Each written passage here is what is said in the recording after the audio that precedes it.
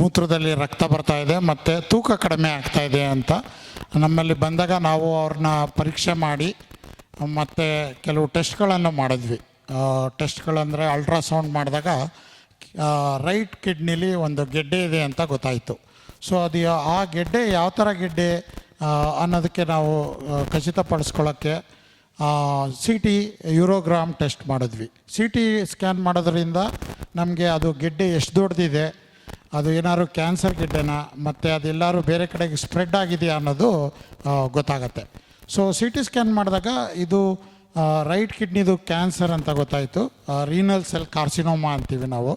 ಅದು ಬರೀ ಕಿಡ್ನಿಗೆ ಅಲ್ಲದೆ ಅದು ಅಲ್ಲಿಂದ ರೀನಲ್ ವೇನಿಂದ ಮುಖಾಂತರ ಒಂದು ಇನ್ಫೀರಿಯರ್ ವಿನಾ ಕೇವಾ, ಅಂದರೆ ಇದು ಒಂದು ದೊಡ್ಡ ರಕ್ತನಾಳ, ಇದು ವೇನ್ ಅಂತೀವಿ.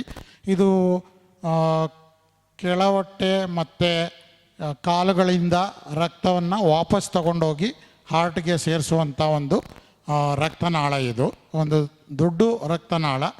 ಈ ಕಿಡ್ನಿ ಕ್ಯಾನ್ಸರು ಅಲ್ಲಿವರೆಗೂ ರಕ್ತನಾಳದವರೆಗೂ ಇನ್ಫೀರಿಯರ್ ವಿನಾ ಕೇವಾ ಅಂತೀವಿ. ಸೊ ಅಲ್ಲಿವರೆಗೂ ಅದು ಹಬ್ಬಿತ್ತು. ಆ ರಕ್ತ